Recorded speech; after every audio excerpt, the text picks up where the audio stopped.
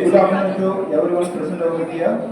It is my great pleasure to extend a warm, respectful welcome to all gathered for today's Road Safety Awareness Program. This event reflects our institution's commitment not only our academic excellence but also to social responsibility and citizen awareness. Road safety is not just a rule to follow, it is habit to practice and responsibility to uphold. Every life is precious and awareness is the first step toward prevention. Today's program is a valuable opportunity to all of us, especially our students, to understand the importance of safe driving practice, traffic rules, and responsible behavior on the roads. I feel grateful, honored to our respected management representatives, correspondent madam, and Devasi Kamani sir. Your constant support and encouragement for student development activities inspire us to conduct social relevant programs. I expect my respectful welcome to our beloved principal sir, whose leadership always motivates us to beyond academics and focus on values, responsibility and community awareness. Thank you sir, and welcome you sir. We are deeply honored to have with us our distinguished chief guest for our regional transport office. I wonderfully welcome Srimati Pungulali Madam, regional transport officer, Perunare, whose leadership plays a crucial role in implementing transport regulations and ensuring public safety. Your presence today highlights the importance of this case. Welcome you, ma'am. I also extend a sincere welcome to Dr. A.P. Muthusamy sir, Motor Vehicle Inspector Grade 1, who works at the ground level to ensure vehicle fitness, encouragement of rules and road discipline. Your practical insight and real life experience will surely be an eye-opener for our students. Welcome you sir. Also welcome our all head of the departments, faculty members and dear students. I encourage all of you active, listen, interact and make this most of this informative sessions. With great respect and gratitude, I once again welcome our chief guest and all participants in this road safety awareness program. Thank you. Thank you, sir. Now I invite Dr. M. Ramesh sir, principal of our college, to deliver this felicitation.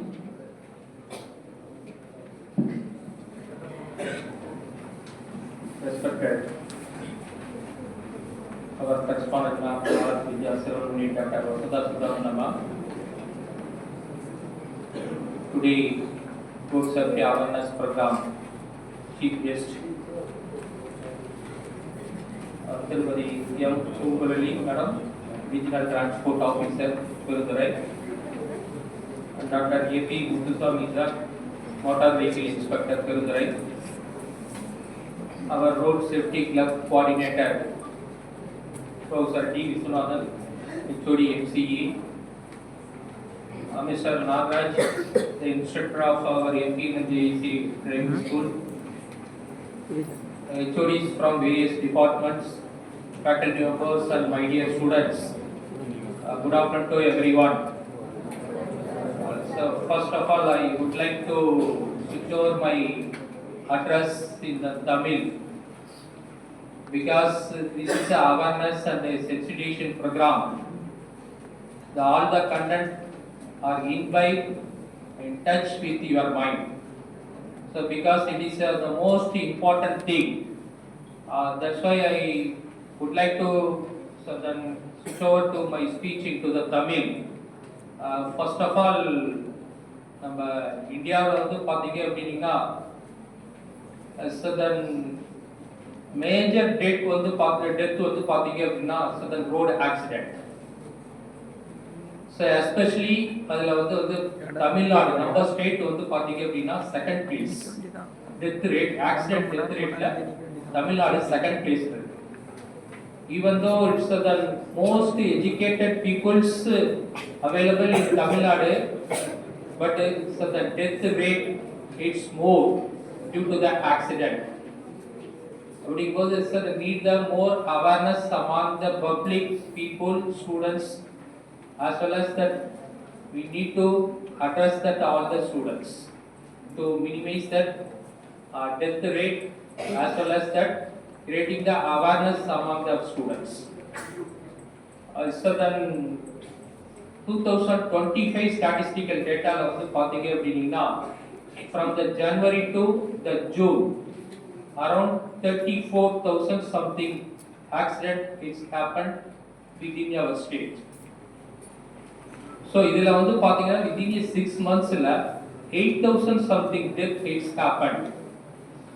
So death மட்டும், then injury, the lost their body parts, இதெல்லாம் நாங்க உள்ள இதுலயே இந்த statistical ரிப்போர்ட்ல வரல. So death மட்டும் within 6 monthsல 8,000 something death happened in Tamil Nadu alone. So then you have to imagine, so then per year around 65,000 accident is happened in our state alone. Then death rate number is around more than 15,000. So why it happened? You have to think. Okay. So then because of unaware about that traffic rules, not aware about that traffic rules. So the first one enna appadina traffic rules follow pannீங்கனாவே so then minimize that our accident rate. So இது approximate பாத்தீங்க அப்படினா so then per day வந்து 192 accident is happened around the Tamil Nadu, then 48 death per day. So the death rate பாத்தீங்கன்னா 48 people are dead in our state alone due to the accident. So இத minimize பண்ணனும் அப்படினா first வந்து என்ன, everyone should follow the traffic. அதுதான் first follow பண்ணனும். So next வந்து பாத்தீங்க அப்படினா over speed. இதுதான் major reason. ஒரு accident major reason certain over speed. If you want to increase the 1% of speed, போயிட்டு இருக்கிற ஸ்பீட்ல இருந்து 1% ஸ்பீட் நீ இன்க்ரீஸ் பண்ணனும்னு நினைச்சீனா 4% of risk will come. So இதுதான் the statistical reportல மென்ஷன் பண்ணிருக்காங்க. So இத நீ பாருங்க, இன்னைக்கு வர vehicles எல்லாமே mostly வந்து high speed vehicles, especially boys. இத வந்து நீங்க இந்த high speed vehicles தான் prefer பண்றீங்க. So but the traffic rules follow பண்றீங்களா இல்ல wear the helmet எப்பவுமே wear பண்ணிட்டு தான் vehicle எடுக்கணும். அதே மாதிரி இதுல வந்து பாத்தீங்க அப்படினா certain four wheelersல ஈவன் பேசஞ்சரா certain இதுல டிரைவரா இருக்கட்டும் இல்ல நீங்க உள்ள travel பண்றனாலும் so wear the seat belt, it's a must. So first வந்து speed within the limit, road condition க்கு ஏத்த மாதிரி speed நீங்க மெயின்டைன் பண்ணனும். Next it's a helmet, it's a mandatory for the two wheelers. So when you travel in that four wheeler must wear that seat belt. So இத ப்ராப்பரா ஒரு traffic ரூலா நீங்க follow பண்ணினீங்கனாவே so நம்மளோட death rate and then accident injury இத minimise பண்ணலாம். So almost நீங்க எல்லாமே Sathan educated. இப்போ வந்து உங்க வீட்ல இருக்கிறவங்கள நீங்க சதன் இன்சிஸ்ட் பண்ணலாம். Sathan everyone is follow the traffic rules. நீங்க தான் உங்களோட பிரதர் சிஸ்டர்ஸ் ஃபாதர் மதர்ஸ் இவங்களோட இதெல்லாம் டூ வீலர்ல ரைட் பண்றாங்க உங்க சிஸ்டர்ஸ் இல்ல இது பண்றாங்க உங்க மதரை எடுத்துட்டு போறாங்க அப்படின்னா நீங்க ப்ராப்பரா உங்களுக்கு வந்து கைட் பண்ணலாம். So then wear the helmet then only permit to take that vehicle. So அப்படிங்கிறத கொஞ்சம் நீங்க இன்சிஸ்ட் பண்ணி சொல்லுங்க. ஸோ இதை நம்ம ப்ராப்பரா ஃபாலோ பண்ணாவே நம்மளோட டெத் ரேட் வந்து மினிமைஸ் பண்ணலாம். ஸோ தமிழ்நாடு வந்து இந்தியாவிலே செகண்ட் பிளேஸ்ல இருக்கு. அப்படிங்கும் போது இவ்வளவு எஜுகேட்டட் பீப்புள்ஸ் சதன் இருக்காங்க தமிழ்நாட்டில் இருந்து வந்து சதன் அவேர்னஸ் இல்லை. So then I want to share one of my experience in my childhood age. I met that one major accident or idhula enoda long scar irukku skull-la or idu pannirukanga in my childhood age. So a car accident la almost family members ellame or met that major accident. Still now so that I am struggling. So around 6 to 7 years la na face panna accident. Still now இன்னைக்குமே எனக்கு வந்து என்னன்னா அப்படின்னா ஒரு headache இந்த மாதிரி இதெல்லாம் இருந்துகிட்டே இருக்கு. ஸோ ஒரு காடா கொடுத்துருக்க ஹெல்த் சதன் உடம்பை வந்து நாம எப்படி டேமேஜ் பண்ணிக்கிறோம்னு பாருங்க, நோட் பண்ணி பாருங்க. So if they lost that hand R leg what ever maybe ஏதோ ஒரு பார்ட்ஸ் நம்ம இதில் இல்லைனாலும் நம்ம என்ன அந்த இடத்துல நினைக்கணும் இது ஸ்பீடு கண்ட்ரோல் பண்ணி கரெக்டாக போயிருந்தோம்னா இன்னைக்கு நம்ம நல்லா இருக்கலாமே அப்படிங்கிறது திங்க் பண்ணணும். ஸோ இதை தான் நான் எல்லாத்துக்கும் அட்ரஸ் பண்ணுறது. நம்ம ஸ்டூடெண்ட்ஸ் இன்னைக்கு ஃபர்ஸ்ட் இயர்ஸ் மட்டும் இருக்கு கேஸ் அது not only in first years other ஸ்டூடெண்ட்ஸ்க்கு I want to convey the message speed it's within a limit. உங்க ஸ்பீடு என்ன அப்படிங்கிறது அந்த ரோடு கண்டிஷன் டிராஃபிக் எப்படி இருக்கு so then everyone follow the traffic rules. இன்னைக்கு எங்க இது பண்ணணும் அப்படிங்கிறது டைம் ஃபிக்ஸ் பண்ணிட்டு நீங்க வண்டியில போகணும் அப்படின்னு நினைக்கிறது வேண்டாம். So then according to the time schedule you plan it's very well advanced. So அதை கொஞ்சம் முன்னாடி அட்வான்ஸாக பிளான் பண்ணிட்டு நீங்க கிளம்புங்க அந்த மாதிரி இது பண்ணிட்டு. So then I would like to conclude my speech. Then Madam Kumbudali Madam and so then Sami sir will give that a elaborate awareness about the traffic rules and then what are the procedures to be followed while in that driving or the two-wheeler riding. So then whatever may be, so then Madam and sir will address with our students. Thank you. Thank you, sir. Now I invite Dr. M. Ramesh sir to present mementos to the chief guests.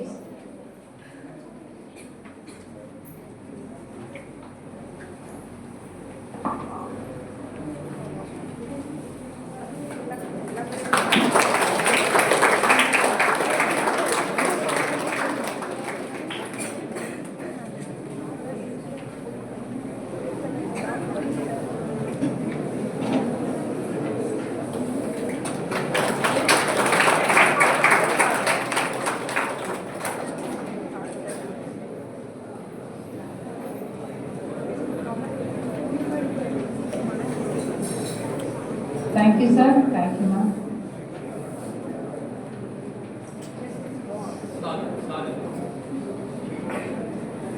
Now, I invite Dr. A.P. Muthuswamy, sir, BE, MBA, PhD, Motor Vehicles Inspector, Grade 1, Nirgarai, to deliver his chief guest note.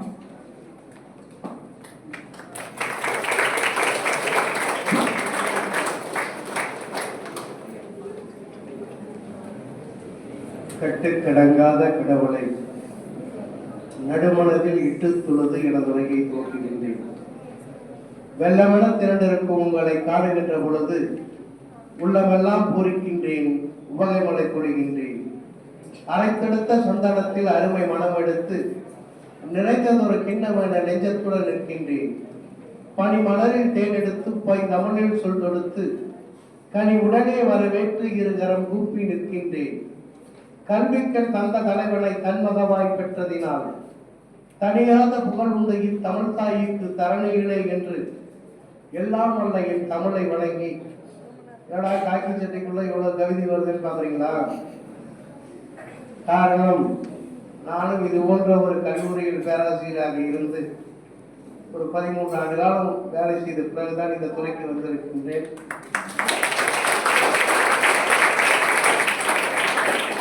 அன்பு மாணவ செல்வங்களே, உங்களுடைய நாடி நலன்களை பற்றி எனக்கு நன்றாக தெரியும் என்கின்ற காரணத்தினால் சரியாக ஒரு 20 மணித்துளிகளில் என்னுடைய உரையை நிறைவு செய்கிறேன் என்ற ஒரு உத்தரவாதத்தை உங்களிடத்திலே கொடுத்து,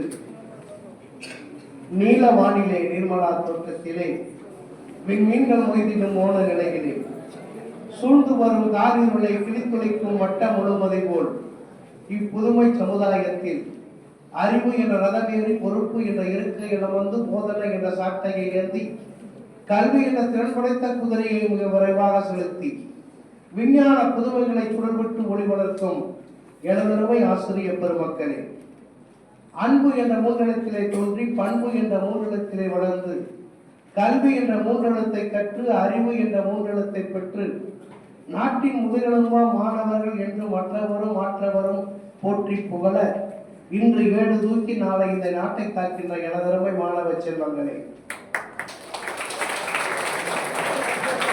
இந்த இனிய சிறப்பு விழாவில் தலைமை பொறுப்பேற்று அமர்ந்திருக்கின்ற இந்த கல்லூரியுடைய முதல்வர் மரியாதைக்குரிய திரு ரமேஷ் அவர்களே, இந்த இனிய நிகழ்ச்சியில் கோஆர்டினேட் செய்து சிறப்பாக நடத்தி கொண்டிருக்கின்ற மரியாதைக்குரிய திரு டி விஸ்வநாதன் அவர்களே, இந்த இனிய நிகழ்ச்சியினுடைய நன்றி உரையாற்ற இருக்கின்ற மரியாதைக்குரிய திரு நாகராஜன் அவர்களே, இந்த இனிய சிறப்புமிக்க நிகழ்ச்சியில் என்னோடு இணைந்து பணியாற்றிக் கொண்டு எங்களை எல்லாம் வழிநடத்தி கொண்டிருக்கின்ற எங்களுடைய வட்டார போக்குவரத்து அலுவலர் அவர்களே, ஏனைய மாணவ செல்வர்களே, உங்கள் அத்தனை பேருக்கும் என்னுடைய பணிவான மாலை வணக்கத்தினை தெரிவித்துக் கொண்டு, சாலை பாதுகாப்பு என்றால் என்ன, சாலை பாதுகாப்பினுடைய அவசியத்தை நீங்கள் தெரிந்து கொள்ள வேண்டும் என்பதற்காகத்தான் இது போன்ற நிகழ்வுகளை நாங்கள் நடத்திட வேண்டும், இதில் கலந்து கொள்ள வேண்டும் என்று தமிழக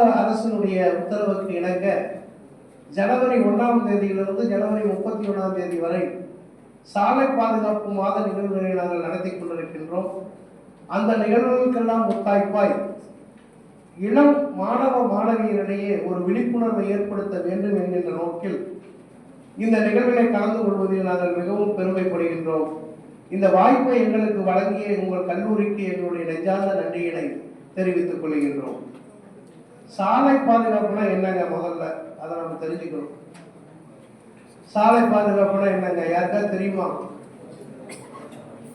இந்த சாலையை அப்படியே ஒரு போர்வை மட்டும் மூடி பிடிச்சிட்டா அது ரொம்ப பாதுகாப்பா இருக்கும் அப்படிங்கிறத சாலை பாதுகாப்பா? அப்படி இல்லைங்க.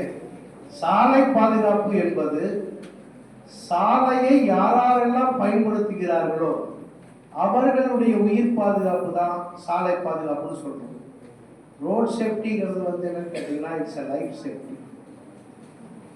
சாலையை யாரெல்லாம் பயன்படுத்துகிறார்கள்? மனிதர்கள் பயன்படுத்துகின்றனர், விலங்குகள் பயன்படுத்துகின்றனர், வாகன ஓட்டிகள் பயன்படுத்துகின்றார்கள், ஏனைய உயிரினங்கள் பயன்படுத்துகின்றன.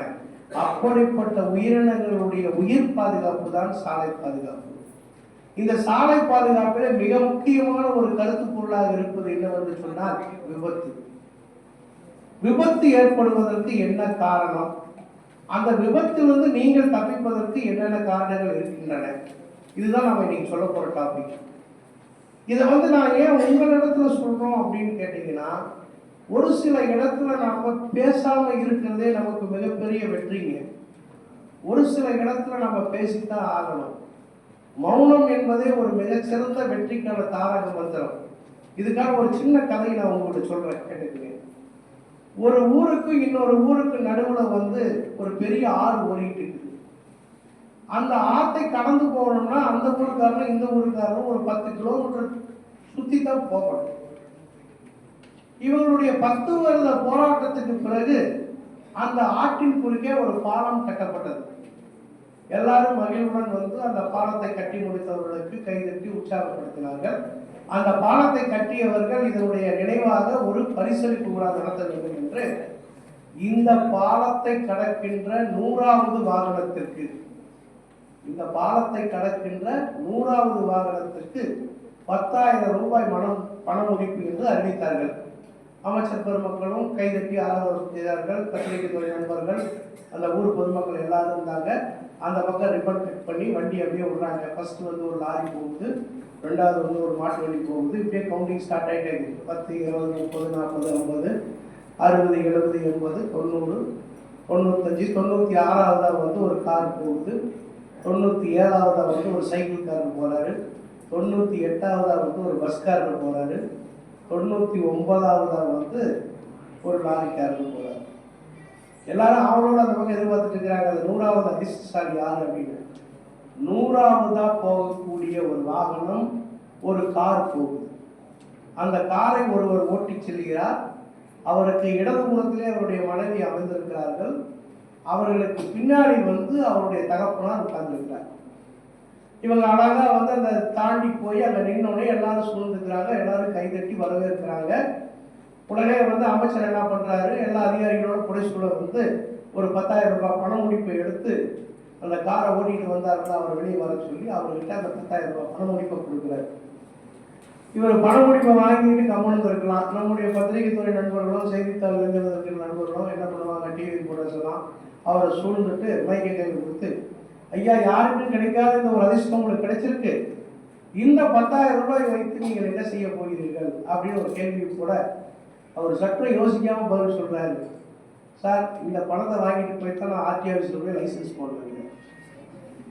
உடனே அவங்களுக்கெல்லாம் ஒரு மிகப்பெரிய அதிர்ச்சி. என்னடா ஒரு ஓட்டுநர் உரிமம் இல்லாதவருக்கு நாம் ஒரு 10,000 ரூபாய் பணம் கொடுப்பை கொடுத்து விட்டோமோன்னு கொஞ்சம் சலசலப்பு இருக்கும்போது அவருடைய மனைவி இடது பக்கத்துலேருந்து பார்த்தாங்க. போச்சுனா நம்ம வீட்டுக்காரர் வழக்கம் கூட மாட்டிட்டாருன்னு அந்த அம்மா கடற்கரை ஓடி வந்து எல்லாத்தையும் பார்த்து, ஐயா எல்லாரும் மன்னிச்சிருங்க, எங்கள் வீட்டுக்காரர் தண்ணி போட்டு வந்தால் தான் இப்படி தான் பேசுவார், இன்னைக்கு தண்ணி போட்டு விட்டாருன்னு அந்த அம்மா போட்டுங்க. இவங்களுக்கு மிகப்பெரிய அதிர்ச்சி. ஏன்னா ஒரு ஓட்டுநர் உரிமம் இல்லாதவருக்கு பரிசு கொடுத்துட்டோம், ரெண்டாவது ஒரு மது அருந்தி ஓட்டு வந்தவங்களுக்கு நம்ம பரிசு கொடுத்துட்டவே அப்படின்ட்டு. மூணாவதா அவங்க அப்பா எட்டி பார்க்குறாரு, பின்னாடி இருந்தவர் கொஞ்சம் காது கேட்காரு.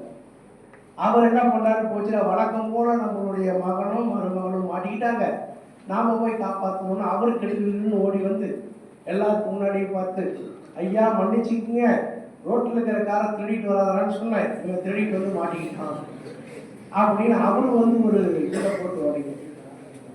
இதுல இருந்து என்ன தெரியுதுன்னா, நம்ம பேசாம இருந்தோம்னாலே நமக்கு மிகப்பெரிய வெற்றி. அவர் 10,000 ரூபாய் வாங்கிட்டு தலையறிட்டு போயிருந்தாருன்னா எந்த வித அவமானம் போட்டிருக்க வேண்டியதில்லை. அவங்க மனைவி ஓடி வந்து அவர் தண்ணி போட்டுக்காரு சொல்லலைன்னா அவங்க குடும்பத்துக்கு எந்த விதமான ஒரு இதுவும் வரதில்லை.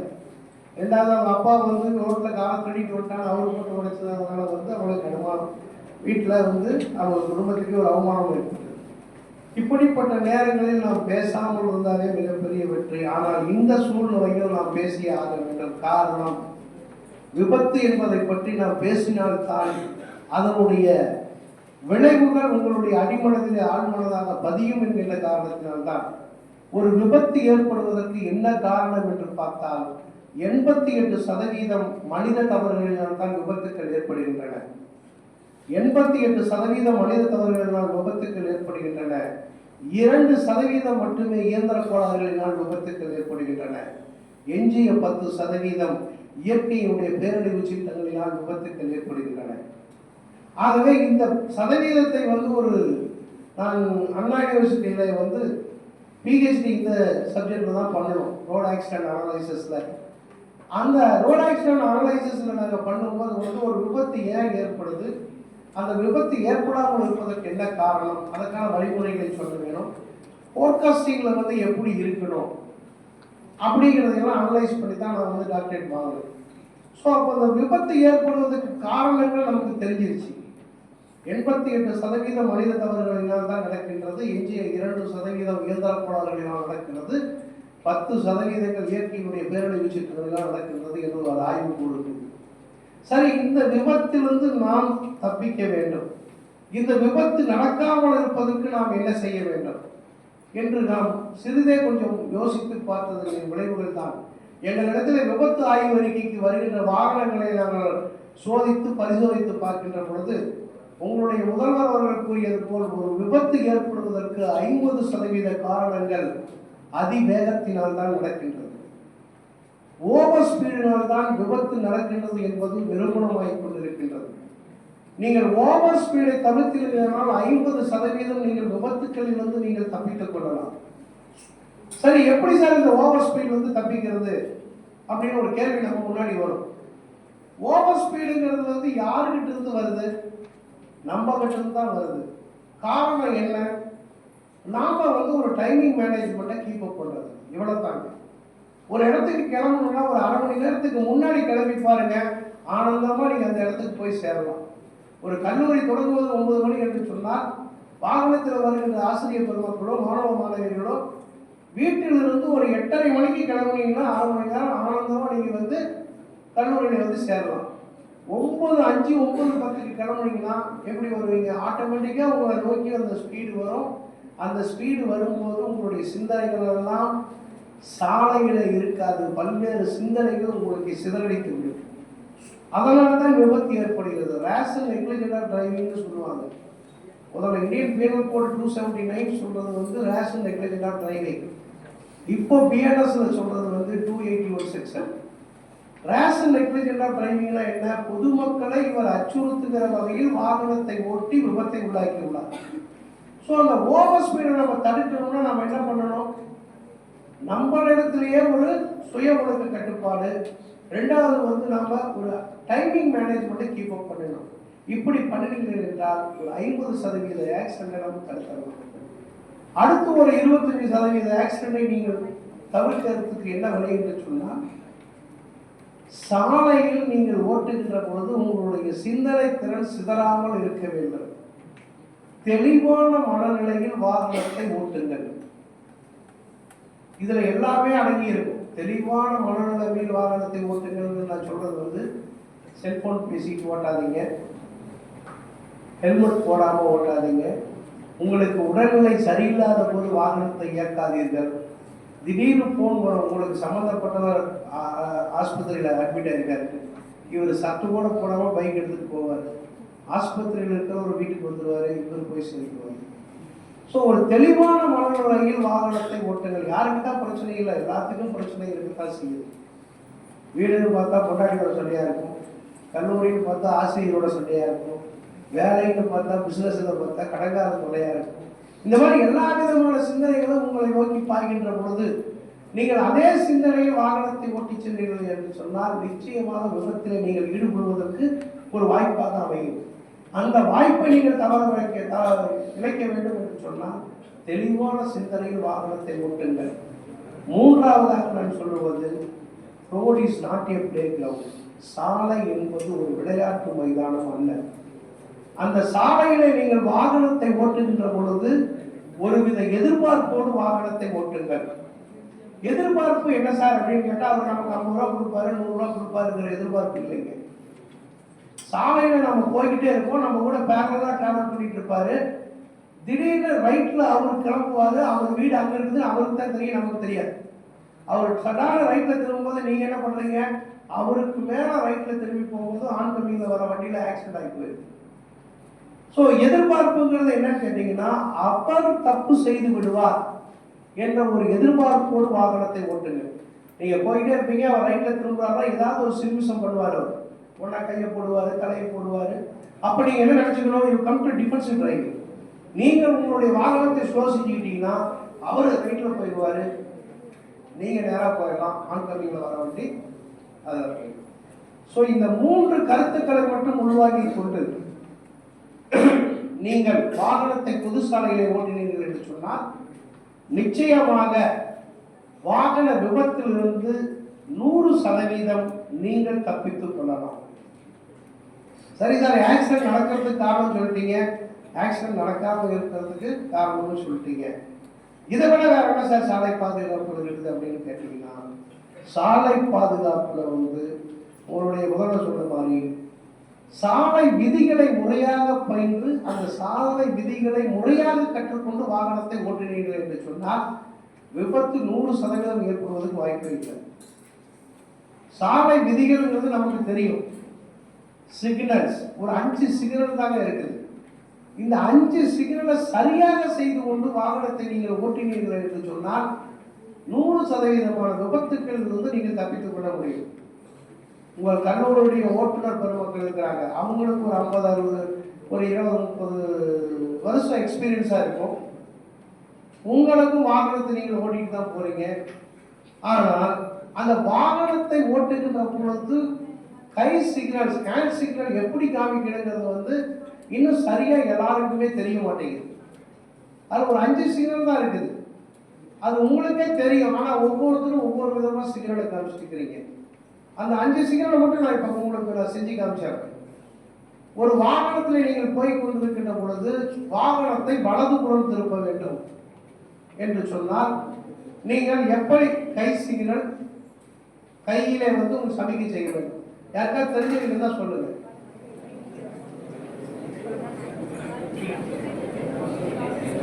யாராவது ஒருத்தர் தெரிஞ்சவங்க தான் சொல்லுங்க, தைரியமா இருந்துச்சு. சார் இப்படி முன்னாடி இப்படி சுத்துறாரு. அப்புறம் இதுல லைசன்ஸ் எத்தனை பேர் வாங்கியிருக்கீங்க? கை கொடுக்குறீங்க சார். பின்னாடி ஓட்டுநர் பெருமக்கள் லைசன்ஸ் எல்லாம் வாங்கி கொண்டு இருக்கிறீங்க. ஒருத்தர் 2 கை கொடுக்குறாரு. சரி, காலத்தின் அறிவை நானே சொல்லிடுறேன்.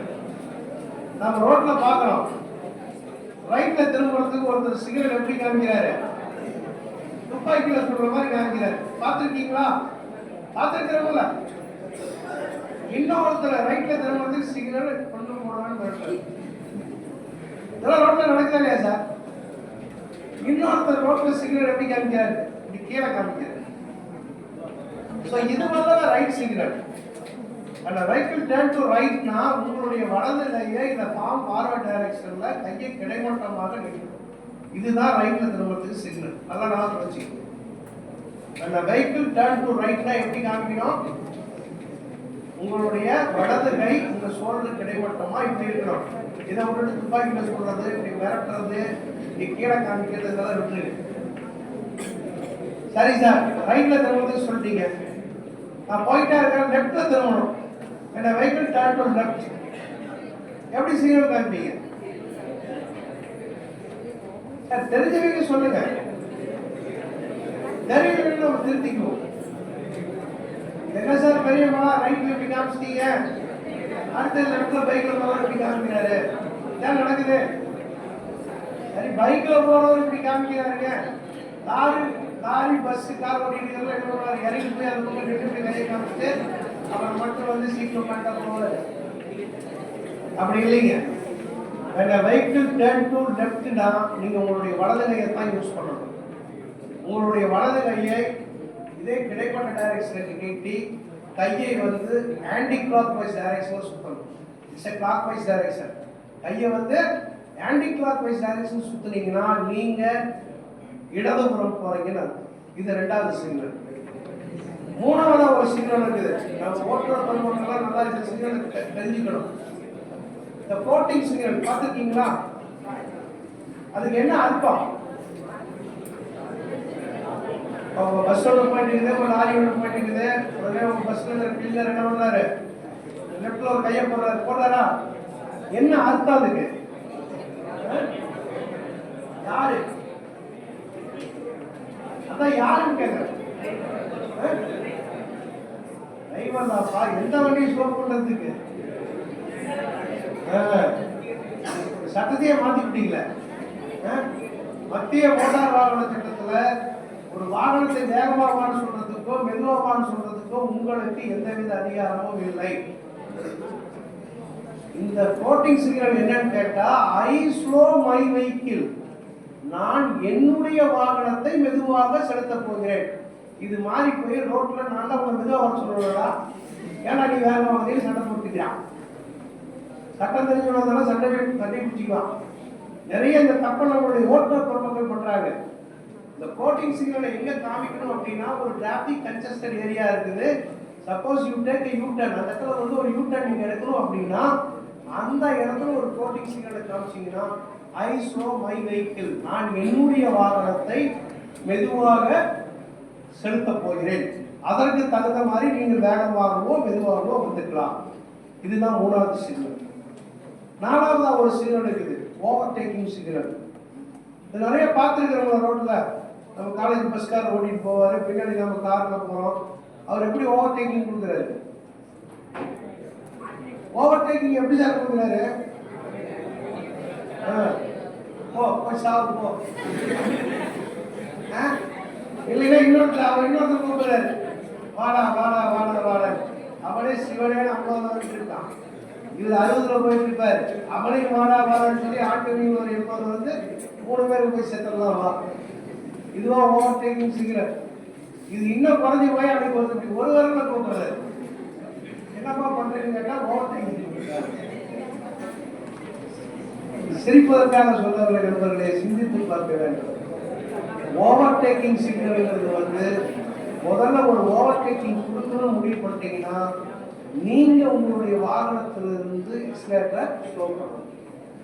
அதற்கப்புறம் உங்க கையும் தலையும் 45 டிகிரியில, கையும் தலையும் 45 டிகிரியில அரைவட்டமா அப்படி காமிக்கணும். அப்பதான் எழுத்தாப்புல எந்த வாகனமும் இல்லை, நீ என்னை முந்தி செல்லலாம். ஓவர் டேக்கிங் எடுக்கிறவருக்கும் ஒரு ரெஸ்பான்சிபிலிட்டி வேணும். அவர் வாகனத்தினுடைய வலதுபுறம் திரும்பி கண் பார்வைக்கு எந்த வாகனமும் வரவில்லை அப்படி என்று சொன்னால் மட்டுமே அதை கருத்தில் கொண்டு நீங்கள் வாகனத்தை முந்தி செல்லலாம். இதுதான் ஓவர் டேக்கிங் சிக்னல். அஞ்சாவது ஒரு சிக்னல் இருக்குது, கடைசி லாஸ்ட் சிக்னல். ஒருத்தர் போயிட்டே இருப்பாரு, திடீர்னு பிரேக் போடுவாரு, பின்னாடி வர லாரி அவர் மேலே ஏறி அந்த பக்கம் போய் நிற்கிறது. ஸோ வாகனத்தை நிறுத்த வேண்டும் என்று சொன்னால் நீங்கள் ஸ்டாப் சிக்னலை காமித்துத்தான் வாகனத்தை நிறுத்த வேண்டும். ஸ்டாப் சிக்னல்கள் என்னது? உங்களுடைய கையை தலைக்கு மேலே தூக்கி இப்படி காமிக்கணும். இப்படி தலைக்கு மேல தூக்கி காமிச்சீங்கன்னா நீங்க வாகனத்தை நிறுத்த போகிறீர்கள் அப்படின்னு முன்னாடி வரணும், திருப்பி பின்னாடி வரணும். அதே போல கையை இப்படி காமிக்கினா அவர் ஏதாவது மிஸ் பண்ணாருன்னு அடிச்சுட்டு. ஸோ இந்த 5 சிக்னலையும் நீங்கள் 5 விரல் மாதிரி பயன்படுத்தி கொண்டு வாகனத்தை பொது சாலைகளை ஓட்டினீர்கள் என்றால் நிச்சயமாக விபத்து ஏற்படுவதற்கு வாய்ப்பு இல்லை. அடுத்ததாக நாம சொல்றது என்னன்னு கேட்டீங்கன்னா, இந்த ஓவர் ஸ்பீட்ல வண்டி போகும்போது பாத்தீங்கன்னா உங்களுக்கு அந்த வண்டி ரோட்ல போற மாதிரியே தெரியாது. நீங்க எல்லாருமே இன்ஜினியரிங் ஸ்டூடெண்ட்ஸ் தான். What you mean by friction? ஃபிரிக்ஷன்னா என்னங்க? ஒரு பொருள் இன்னொரு பொருளோடு உராய்ந்து கொண்டு போகும்போது எக்ஸ்ட்ரா